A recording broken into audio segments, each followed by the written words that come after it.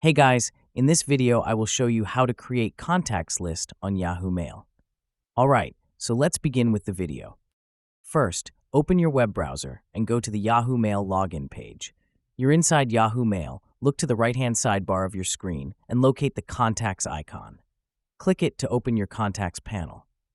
In the panel, click on the option labeled Lists. This is where you can manage or create new contact lists. To create one, click the Add List button or the plus icon. Next, give your list a name, something descriptive that helps you remember its purpose. Now, it's time to add contacts. You can either type in email addresses manually or select from your existing Yahoo contacts. Add everyone you want to include in the list. When you're done, make sure to click Save to confirm your new list. And that's it. You've successfully created a contact list in Yahoo Mail.